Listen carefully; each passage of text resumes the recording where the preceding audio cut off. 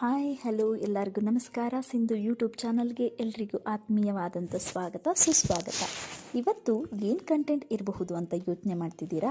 ಇವತ್ತು ನಮ್ಮೆಲ್ಲರ ಮನಸ್ಸಿನ ಆರೋಗ್ಯದ ಕುರಿತಾಗಿ ಮಾತಾಡೋಣ. ನೋಡಿ, ಮುಖ ಮನಸ್ಸಿನ ಕನ್ನಡಿ ಅನ್ನೋ ಹಾಗೆ ಮನೆ ಬಾಗಿಲು ಆ ಮನೆಯ ಸೌಂದರ್ಯವನ್ನು ಹೇಳುತ್ತೆ. ಆ ಕಾರಣಕ್ಕಾಗಿಯೇ ಪ್ರತಿದಿನ ಬೆಳಗ್ಗೆ ನಾವು ಯಾವ ಕೆಲಸ ಶುರು ಮಾಡೋಕ್ಕೂ ಮೊದಲು ಆ ಮನೆ ಮುಂದೆ ಗುಡಿಸಿ ನೀರು ಹಾಕಿ ಶುಭ್ರವಾದ ರಂಗೋಲಿ ಹಾಕೋದು. ಹಾಗೆ ಇಲ್ಲಿ ನೋಡಿ, ಮನೆ ಮುಂದೆ ಎಷ್ಟು ಧೂಳು, ಅಕ್ಕಪಕ್ಕದ ಮರ ಗಿಡದ ಎಲೆಗಳು ಬಿದ್ದಿದ್ದಾವೆ. ನಮಗೆ ಬೇಕು ಅನಿಸಿದ್ರೆ ಕ್ಲೀನ್ ಮಾಡಬಹುದು, ಬೇಡ ಅಂದರೆ ಹಾಗೆ ಬಿಡಬಹುದು. ಅಥವಾ ಬರೀ ಕಸ ಗುಡಿಸಿನೂ ಹಾಗೆ ಬಿಡ್ಬೋದು, ಅಥವಾ ನೀರು ಹಾಕಿ ತೊಳೆದು ಕೂಡ ಹಾಗೆ ಬಿಡ್ಬೋದು.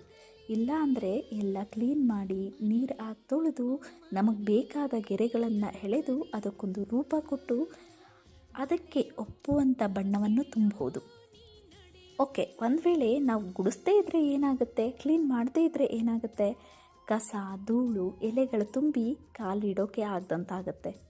ಹಾಗೆ ನಮ್ಮ ಮನಸ್ಸು ಕೂಡ ನಮಗೆ ಪ್ರತಿದಿನ ಯಾರೋ ದೂರದಲ್ಲಿರೋರು, 1 ಕಿಲೋಮೀಟ್ರ್ ಹಿಂದೆ ಇರೋರು, ಅಕ್ಕಪಕ್ಕದ ರೋಡ್ನಲ್ಲಿರೋರು ನಮ್ಮ ಮನಸ್ಸಿಗೆ ಗಾಯ ಮಾಡೋದಿಲ್ಲ. ನಮ್ಮ ಮನಸ್ಸಿಗೆ ಧೂಳಿನ ರೀತಿ ಬೇಜಾರು ಮಾಡೋದಿಲ್ಲ. ಧೂಳು ಕಸ ಕಡ್ಡಿ ಎಲೆಗಳಂತಹ ಎಲೆಗಳಂಥವರು ನಮ್ಮ ಸುತ್ತಮುತ್ತಲೇ ಇರ್ತಾರೆ. ಬೇಕೋ ಬೇಡವೋ ಸಣ್ಣ ಪುಟ್ಟ ಕಿರಿಕಿರಿ ಆಗ್ತಾನೆ ಇರುತ್ತೆ. ಅದು ನಮ್ಮವರಿಂದಲೇ ಆಗುತ್ತೆ. ಅದನ್ನು ನಾವು ಹಾಗೆ ಬಿಟ್ಟರೆ ಕಸದ ರೀತಿ ಧೂಳದ ರೀತಿ ಅದನ್ನು ಮತ್ತೆ ಗುಡ್ಸಕ್ಕೆ ಆಗ್ದಲೇ ಇರೋ ರೀತಿ ನೀರಾಗಿ ತೊಳೆದ್ರೂ ಹೋಗ್ದಲೇ ಆ ಸ್ಟ್ರೇನ್ ಮಾರ್ಕ್ ಹೇಗೆ ಉಳ್ಕೊಳ್ಳುತ್ತಲ್ಲ, ಆ ರೀತಿ ನಮ್ಮ ಮನಸ್ಸಿನಲ್ಲೂ ಆ ಮಾರ್ಕ್ ಮತ್ತಷ್ಟು ಮಗದಷ್ಟು ತುಂಬಿ ಇನ್ನೂ ರಾಡಿ ಆಗುತ್ತೆ.